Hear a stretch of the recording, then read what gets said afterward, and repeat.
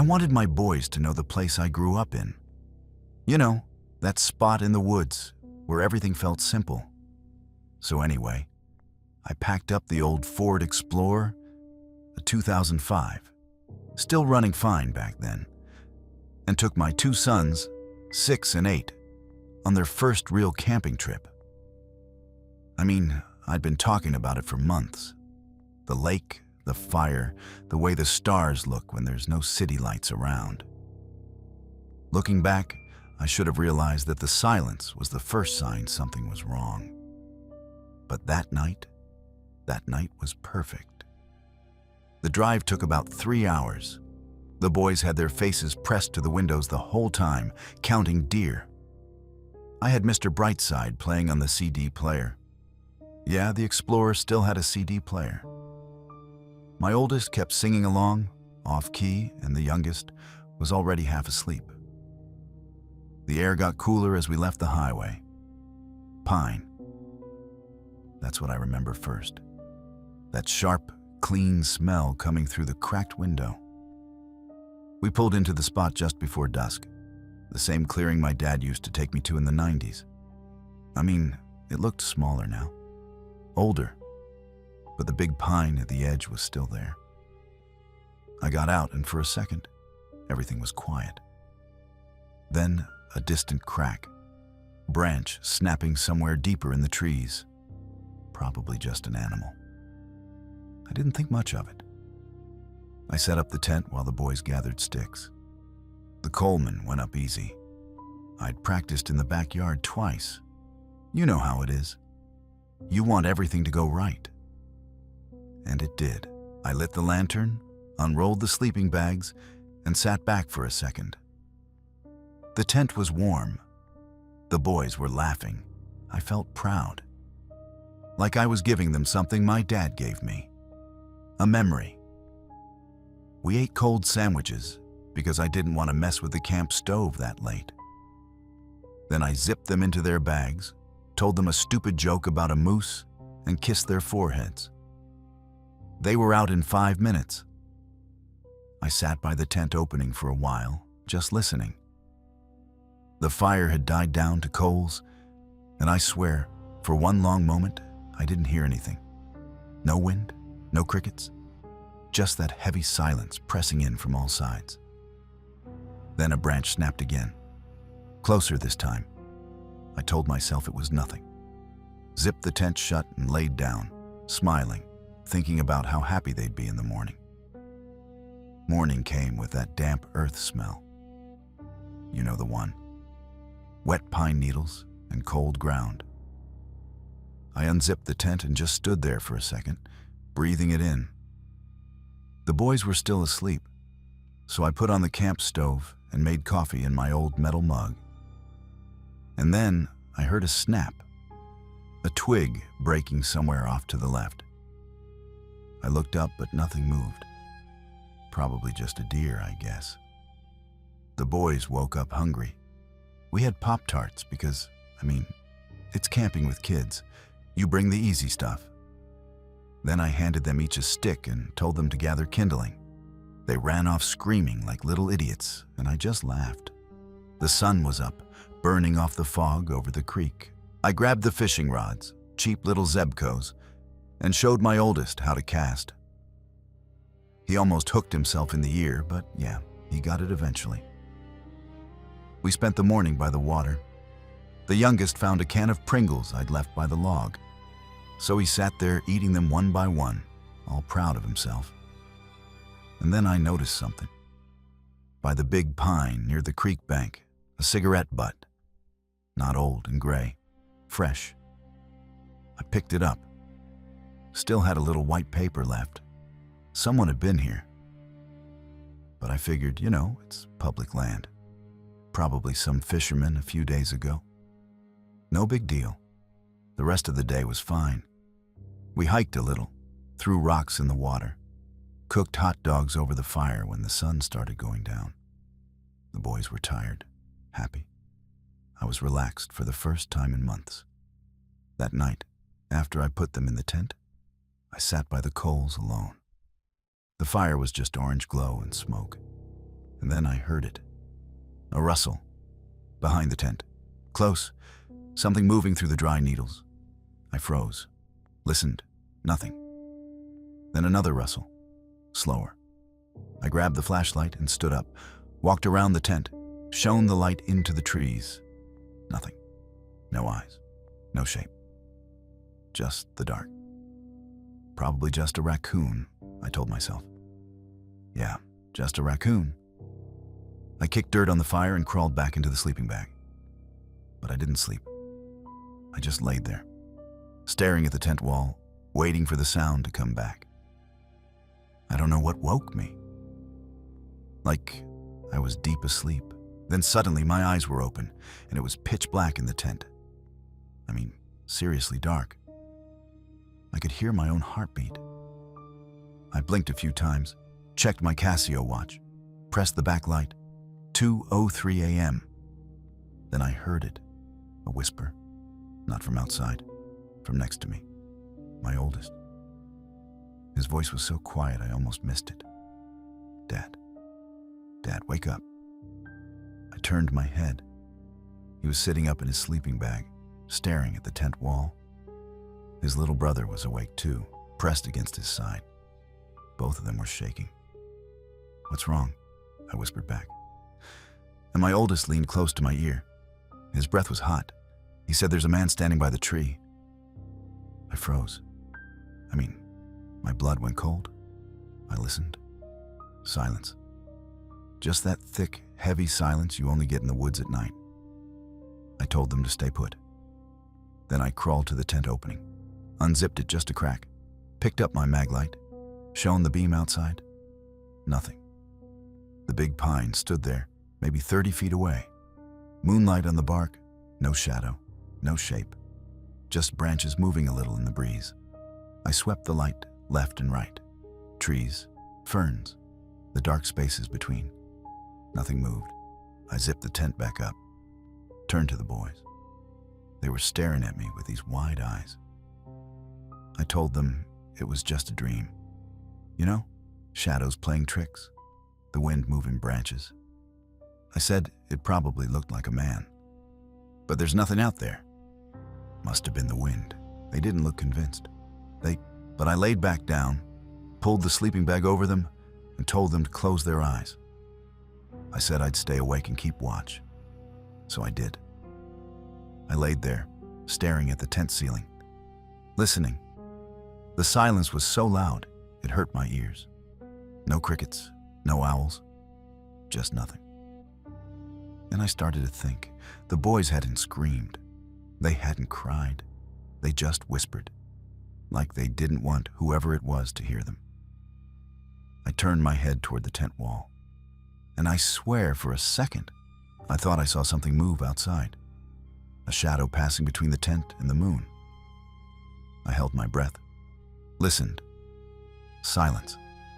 I told myself it was nothing, just my eyes playing tricks. Seriously, I was exhausted. But I didn't close my eyes again. I just laid there, waiting for morning, listening to the quiet, wondering if the boys had really seen something. And then I heard it. A whisper. From outside this time. So soft I couldn't tell if it was real or in my head. I didn't sleep. Not really. I just laid there, staring at the tent ceiling, listening to the boys breathe. When the first gray light came through the fabric, I unzipped the bag and crawled out. The air was cold, damp, that rot smell, wet leaves, and something older underneath. I stood up, stretched my back, and walked toward the tree, the big pine the boys had pointed at. And then I stopped. There was a cigarette butt on the ground, fresh, Marlboro Red. I could see the brand because I used to smoke them in college. The filter wasn't even brown yet.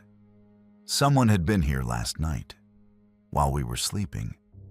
I looked up at the trunk, and that's when I saw the knife.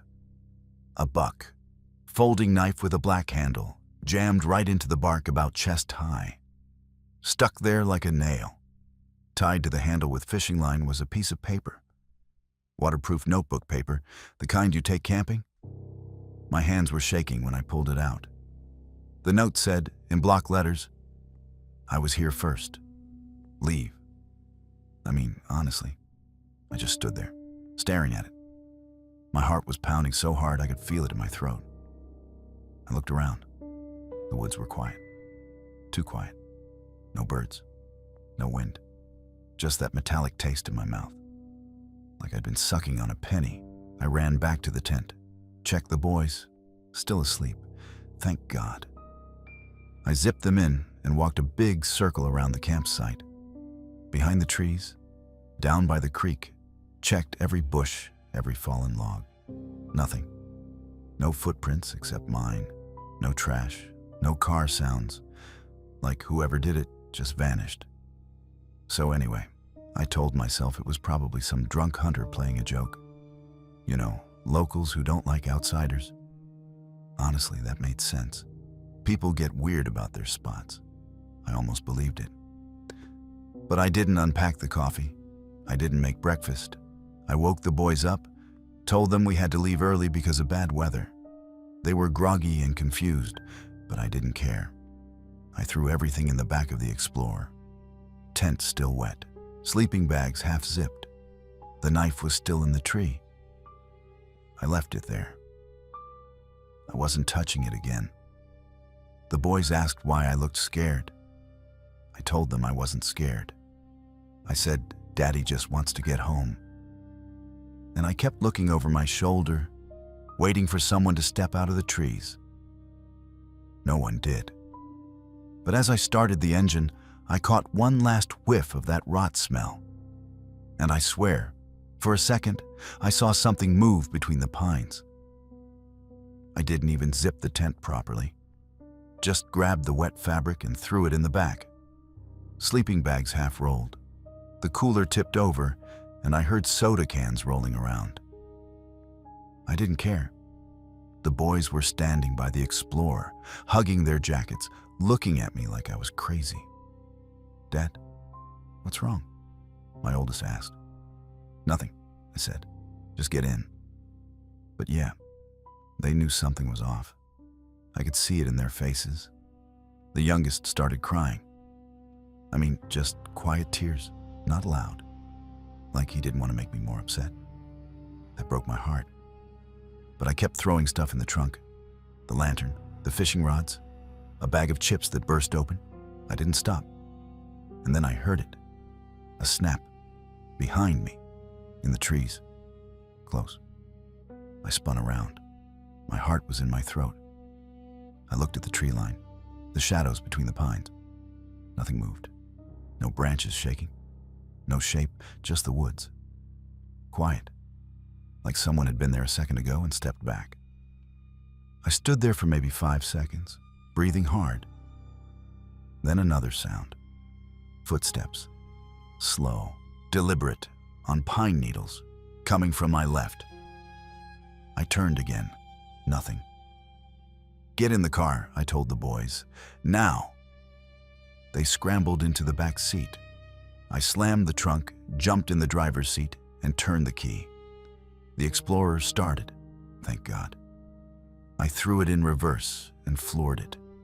Dirt and gravel kicked up behind us. The boys were screaming, but I didn't slow down.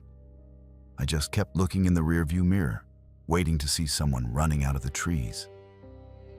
No one did. We hit the main dirt road, and I sped up. The suspension was bouncing like crazy. The boys were holding onto each other. I turned on the iPod shuffle I had clipped to the visor, put on a playlist. Feel Good Inc. started playing.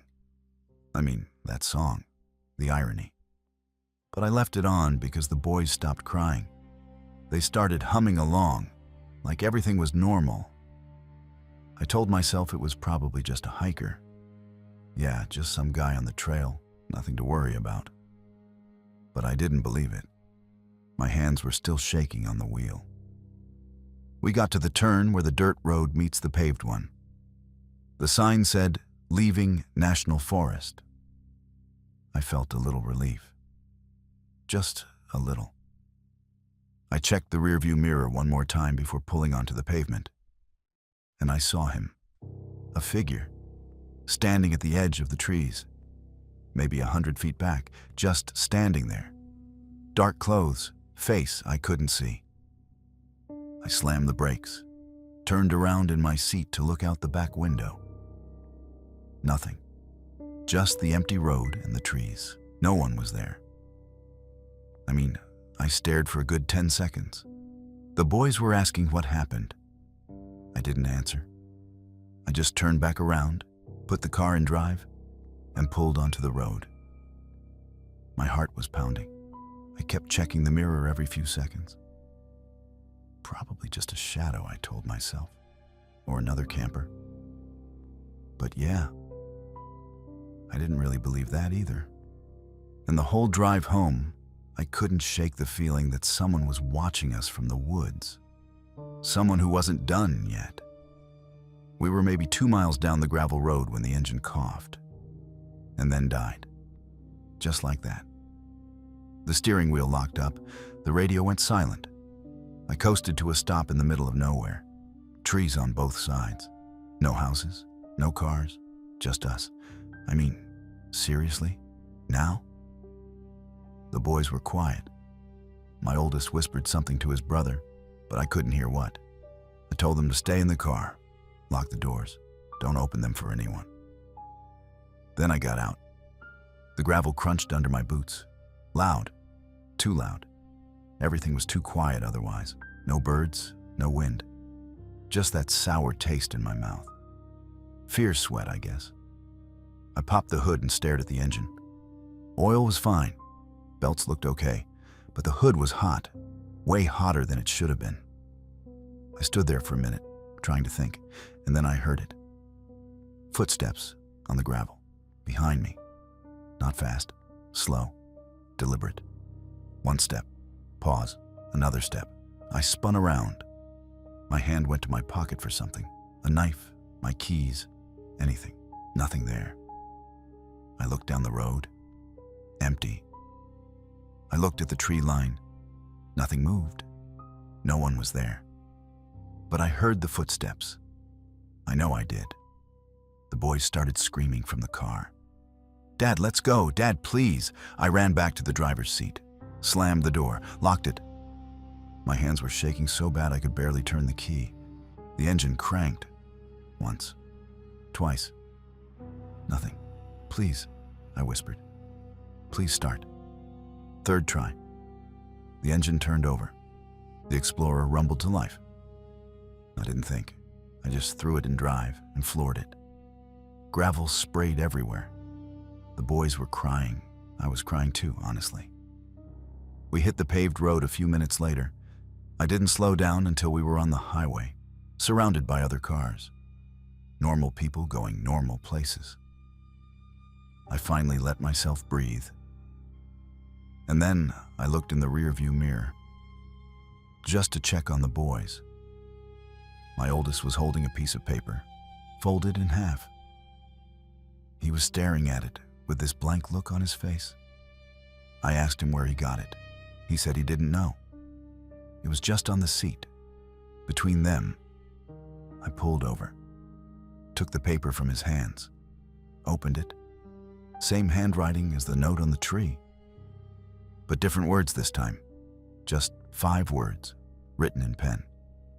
"I told you to leave." 3 days later, I was sitting at the kitchen table, drinking cold coffee. The boys were at school. The house was quiet. Too quiet. I hadn't slept right since we got back. Every time I closed my eyes, I saw that note. "I told you to leave." I didn't call the cops. Honestly, what was I going to say? Someone left a cigarette butt in the woods, a knife in a tree? They would have looked at me like I was crazy. So anyway, I just sat there, trying to convince myself it was over. But yeah, it wasn't. Last night, I woke up around 2 a.m., same time as the campground. My heart was already pounding. And then I heard it, a knock, not on the front door, on the garage door, the one leading from the kitchen. 3 knocks, slow, deliberate. I grabbed a flashlight and walked to the door, pressed my ear against the wood. listened. Nothing. Just that metallic taste in my mouth again. I opened the door, shone the light into the garage. Empty. Car was there. Boxes were stacked against the wall. Nothing moved, but on the floor, right in the middle of the concrete, was a cigarette butt. Marlboro Red. Fresh. Still had ash on the end. I slammed the door, locked it. Locked the front door too. Checked all the windows. Then I sat in the living room with the lights on, staring at the front yard. I told myself I'm just exhausted. Seeing things, finding things that aren't really there. And then I looked out the window. There's a tree in my front yard. Big oak. The boys climbed it last summer. And under that tree, standing completely still, was a figure. Dark clothes. Face I couldn't see. Just standing there, watching the house. I froze. I couldn't move. Couldn't breathe. The figure didn't move either. Just stood there under the oak, waiting. I reached for my phone to call 911, but when I looked back up, the yard was empty. Just the tree, just the moonlight. I heard a whisper, so soft I couldn't tell if it came from outside or inside my own head.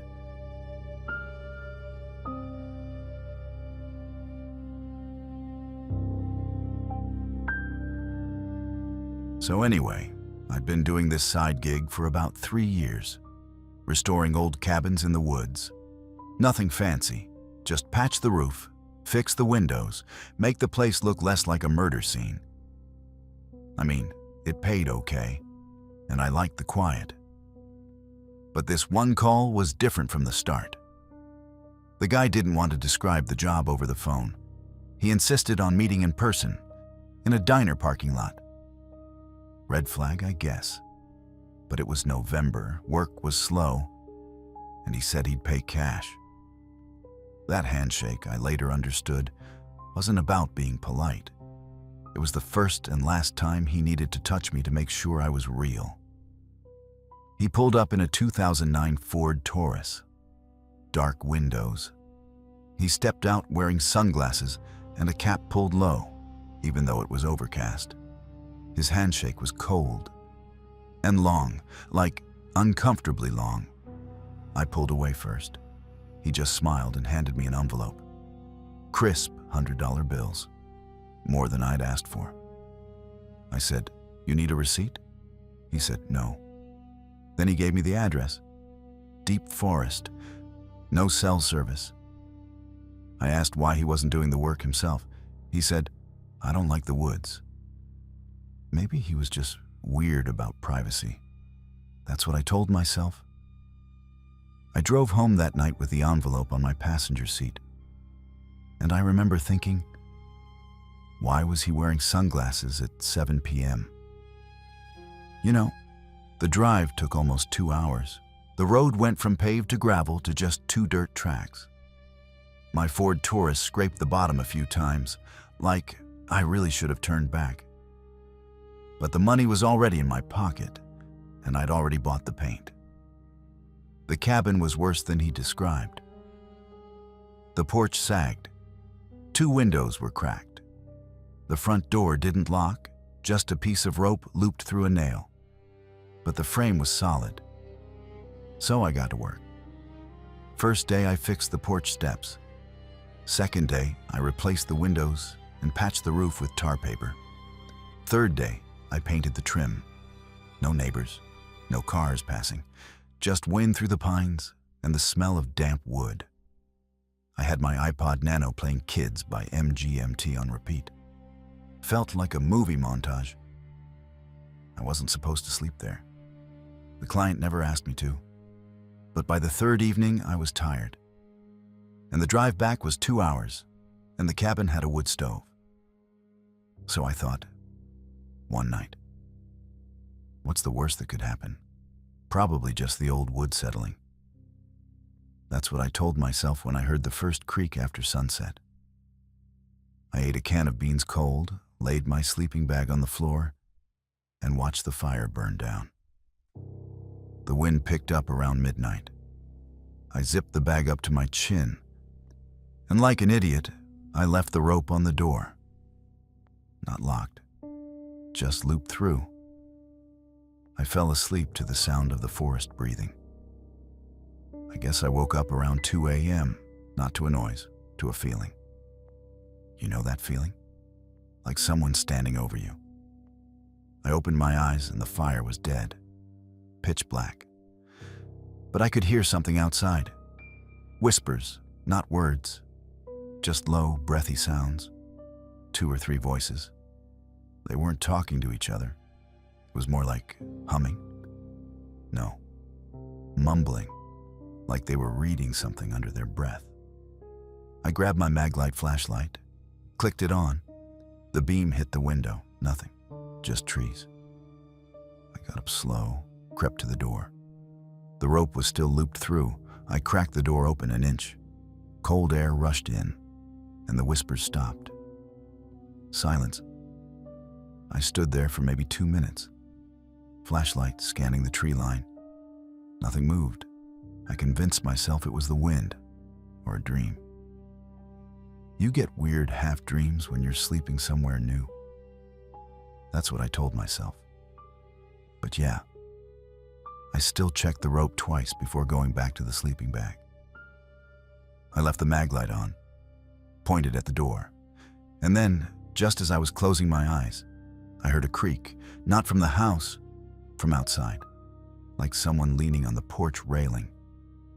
I held my breath, listened, nothing else. So I said out loud, just to hear a human voice, "It's fine, go back to sleep." I turned off the light, and that's when I heard the first whisper again, right outside the wall behind my head. And then I woke up to smoke, not the good kind from the wood stove. This was thick, sour. I sat up fast, coughing. The room was dark except for an orange glow in the corner behind the door, crackling, growing. I thought it was lightning at first, but there was no storm, no rain, just the sound of wood catching, popping. I grabbed my jacket and stumbled toward it. Flames were climbing the wall from the outside. I could see them licking through a gap between the logs. Someone had set it from out there. Then I heard footsteps, running, and voices, low, excited, like they were watching something good. So anyway, I didn't think. I just moved. There was a bucket by the stove, empty. I ran outside. The cold air hit me, scooped dirt and snow into it, threw it on the fire. Nothing. The flames got bigger. I grabbed my axe from the porch, swung it into the burning planks, ripped them off. Sparks flew. My hands blistered. The smoke was everywhere. I couldn't breathe. I remembered the bucket again, ran to the creek 10 feet away, filled it with water, ran back, threw it, hiss, steam, then more water, more, until the fire was just black charcoal and smoke. I stood there coughing. My jacket was ruined. My face was hot. And then I heard it. A crackle from outside, not the fire. A twig. Someone was still there. I grabbed the axe and ran out. Nothing. Just trees and dark, but the smell of smoke hung in the air. And my hands wouldn't stop shaking. I mean, I didn't sleep after that. Just sat with my back to the wall, axe in my lap, watching the burned corners smoke until dawn. When the sun came up, I went outside to check the damage. The side of the cabin was black, but the fire hadn't spread to the roof. I got lucky, or someone wanted it to burn slow. That's when I saw the first camera. It was strapped to a pine tree about 20 feet from the cabin. Brand new, Browning trail camera. I recognized the model from 2010. Red light blinking, recording.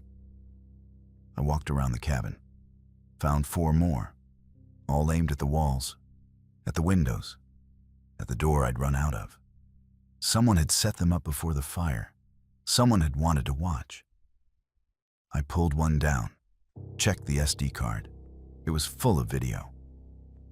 I didn't have anything to play it on, no signal, no laptop. But I knew. They'd filmed me sleeping, filmed me waking up, filmed me fighting the fire. My phone. I needed to call the client. I dialed. Dead. Number disconnected. Maybe it's some kind of hunting survey, I told myself. But you know that feeling when your stomach drops? When you know the truth before you say it out loud? I stood there in the woods, holding that camera, and I understood. He never wanted the cabin fixed. He wanted me inside, burning. I threw the camera on the ground, then I picked up the axe and smashed every single one. I don't know how long I stood there. Maybe 10 minutes, maybe an hour. The pieces just kept falling into place. The long handshake at the diner. He held my hand for way too long. 5, 6 seconds. I thought he was just weird. But now I understood. He wasn't being friendly. He was checking my pulse, or feeling for a wire, making sure I was real, making sure I wasn't wearing a recorder. I remembered his sunglasses at 7 p.m. The cap pulled down. He didn't want me to see his face. He never wanted to be identified.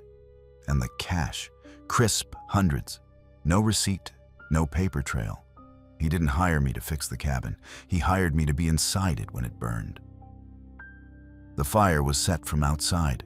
They waited until I was asleep. The cameras were there to sell the video. Someone, somewhere pays to watch a man burn alive. I sat down on the porch. The Nokia 3310 in my pocket was dead, battery gone. No way to call for help, no way to prove anything. I could hear my own heartbeat, that's all. Silence in the woods. No birds, no wind. Just me and the smell of smoke still stuck in my clothes. He knew my name. He knew my truck. He knew where I lived. And I never even saw his face. So yeah, I drove home. 4 hours this time. I took the long way, kept checking my rearview mirror. No one followed. At least I don't think so. I called the police from my landline. They sent a detective. I told him everything. The diner, the handshake, the fire, the cameras. He drove out to the cabin, came back 2 days later, and said there was no record of the owner. No permit for the cameras. The phone number was a burner. The client didn't exist. I asked about the cabin itself. He said it was on paper owned by a shell company that dissolved in 2008. No one to charge. The trail cameras I'd smashed, the SD cards were gone.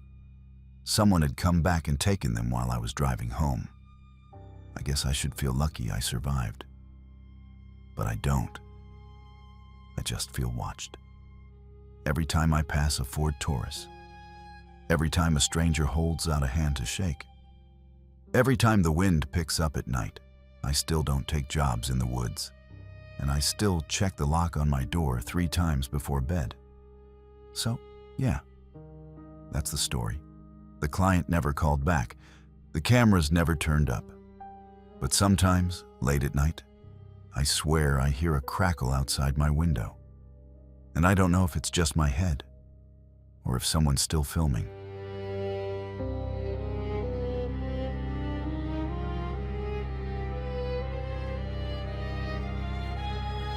So anyway, this was back in the summer of 2004. I was 14. My parents had this idea that we should build our own house instead of buying one. They found a cheap plot of land up in upstate New York, like really cheap. 10 acres of woods for practically nothing. My dad was so excited. He kept talking about how we'd clear it ourselves, put up a frame, the whole American dream thing. I mean, I was a kid. I didn't care. I just wanted to get out of the suburbs for a weekend. Looking back, that first night in the tent was the last time any of us felt safe. We drove up in our old Ford Explorer. The CD player was stuck on Outkast's Hey Ya. That was the only CD that didn't skip. My mom was complaining about the bugs already. My dad had a cooler full of hot dogs and a brand new tent he'd bought at Walmart. We parked at the edge of the tree line, right where the dirt road ended. The woods were quiet. You know, that kind of quiet that feels almost heavy. But it wasn't threatening, just still. I remember the smell of pine, and somewhere far away, a car on a highway. Normal stuff. My dad set up the tent while my mom laid out sleeping bags. He was joking around, saying we were going to live off the land like mountain men. I laughed at him. I mean, the guy couldn't start a campfire without lighter fluid. But that night, sitting around the fire, it felt good, like we were doing something real, something ours. The woods were just woods. That's what I told myself. The next morning, my dad woke us up at like 6. He wanted to get started before it got too hot. We had a cooler of water and some granola bars, and we started walking the property line. My mom had a notebook, writing down where the sun hit. I was just following along, kicking rocks. And then my dad stopped. There was this pile of flat stones, half buried under moss. I guess it looked like a well or something, but it wasn't round. More like a square. My dad got curious right away. That was his thing, you know. He loved old stuff. He said it was probably an old root cellar from the 1800s. People used to store potatoes and apples underground. I mean, it made sense. We were in the middle of nowhere. So he started pulling rocks away, big ones. My mom told him to be careful, said it might collapse. But my dad just laughed and said it's been standing for 100 years. I helped him. And then, my mom finally gave up and started stacking the rocks in a pile. We worked for about an hour. The ground was damp and cold, even though the sun was up. I remember the smell of wet earth. And that scrape sound every time a rock slid against another rock. It was loud. Too loud. My dad's red Stanley thermos was sitting on a stump. His Carhartt jacket was already covered in mud. He didn't care. He was having fun.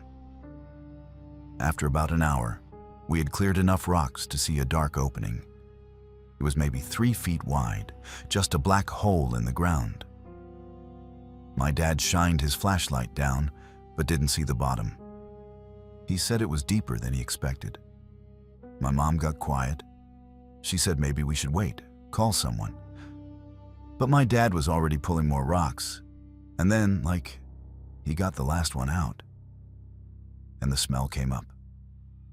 I mean, the smell was the first thing. Not just damp earth anymore. It was rot. Sweet rot. Like something dead, but also sour. Like old milk and meat mixed together.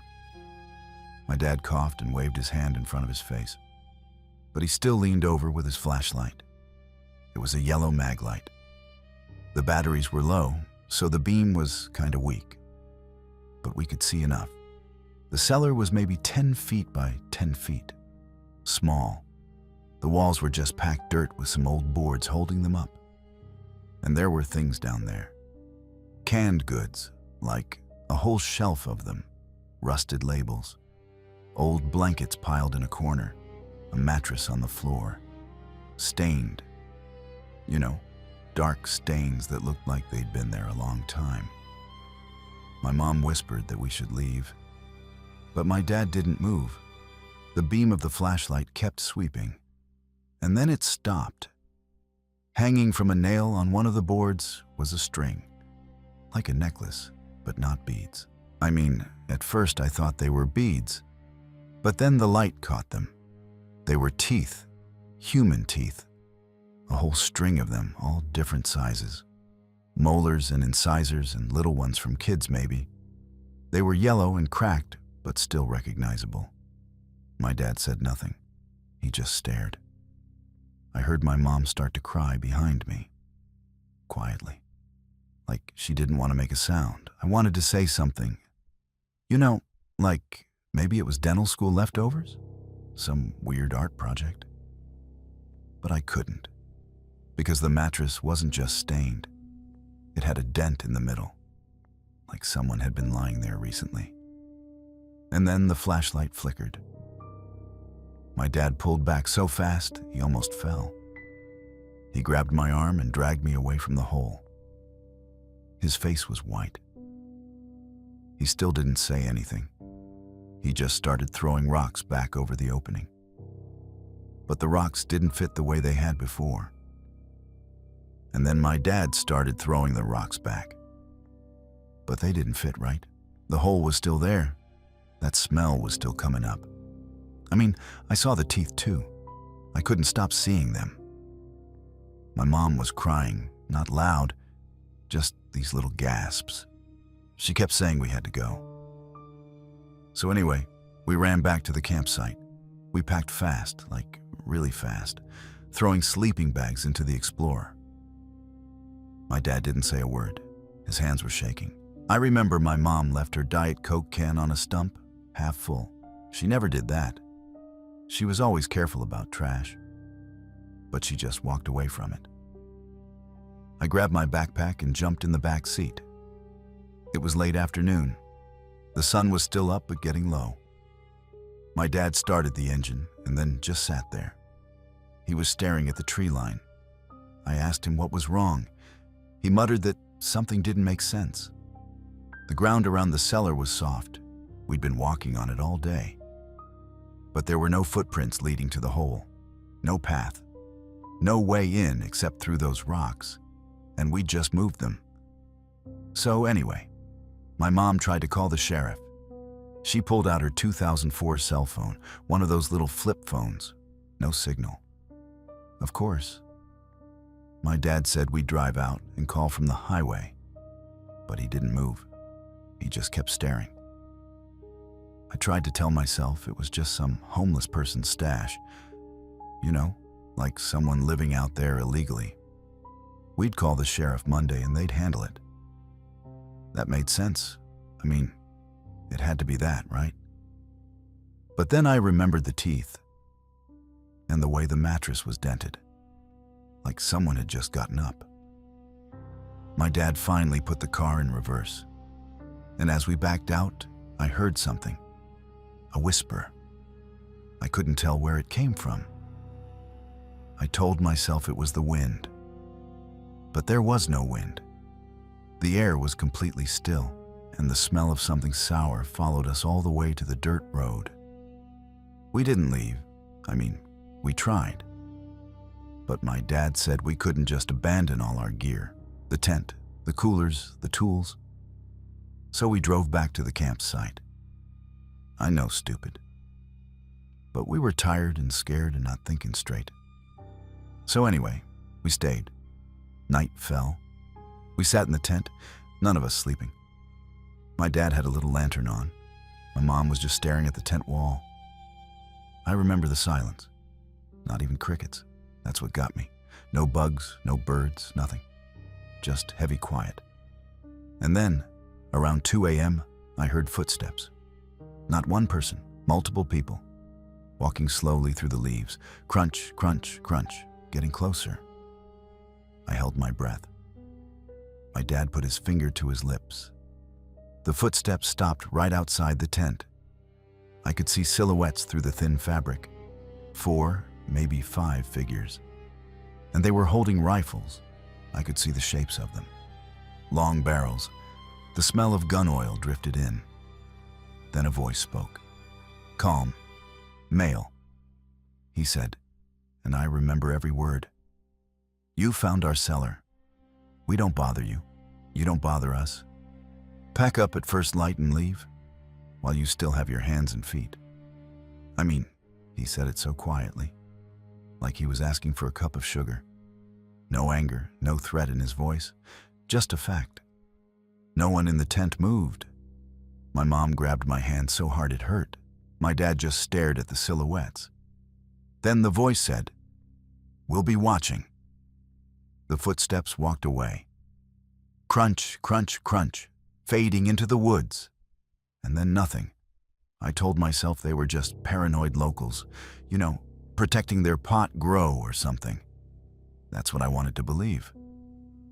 But the way he said hands and feet, like it was normal, like they'd done it before. We didn't sleep. We just sat there in the dark, listening, waiting for the footsteps to come back. They didn't. But I could feel someone out there, watching. We stayed frozen until dawn. I mean, no one moved. No one spoke. My mom's hand was still gripping mine. My dad had his pocket knife out, like that would do anything against rifles. When the first light came through the tent, my dad finally unzipped the flap. Slow. He looked out. No one there, just the woods. He whispered that we should pack. Now. We left everything non-essential. The tent, the cooler, my dad's thermos. I remember seeing the half-eaten bag of Doritos on the ground. We just ran to the Explorer. My dad started the engine and floored it down the dirt road. The odometer read 87,432 miles. I don't know why I remember that. As we hit the main road, I looked back through the rear window. There was a figure standing at the tree line, just standing, watching. I couldn't see a face, just a shape. My dad saw it too because he floored it even harder. On the highway, my mom said we should call the police. She was crying again. My dad didn't answer. She said it again. He just shook his head. I asked him why. He said, "And tell them what? That we found someone's basement?" So anyway, he never reported it. Not that day, not ever. My mom brought it up a few times. He just said it was a bluff, that they wouldn't actually hurt us. I wanted to believe him, but I saw that figure, and I remembered the voice. While you still have your hands and feet. That's not a bluff, that's a warning. And then, on the drive home, I realized something. The cellar had no footprints leading to it. So how did they get in and out? Maybe they never left. Months later, I convinced my dad to go back.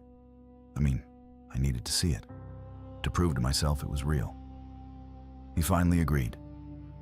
We drove up in the same Ford Explorer, now with a dent from hitting a deer. It was 2005. We found the spot, the clearing, the pile of rocks. But the cellar entrance was gone, completely covered with new rocks and dirt, like no one had ever opened it. No tire tracks, no trash, no footprints. My mom's Diet Coke can was gone too. We drove to the nearest town, a little place with a gas station and a diner. We asked about a community in the woods. The waitress just stared. The guy at the gas station said he didn't know what we were talking about. The sheriff laughed. He said, "People live out there? News to me." So anyway, we left, and I tried to forget. But I still have nightmares about the teeth, that string of them, clicking together like wind chimes. And sometimes, late at night, I hear slow footsteps on the gravel outside our suburban home. You know, crunch, crunch, crunch. I get up, I look out the window. There's never anyone there. I tell myself it's just animals. It's nothing. But the footsteps keep coming back. And I still don't know how they got in and out of that cellar without leaving tracks. I guess that's the thing about people who don't want to be found. They know how to hide. You know, I still have that flashlight somewhere. The yellow mag light. I can't bring myself to throw it away. But I can't bring myself to turn it on either.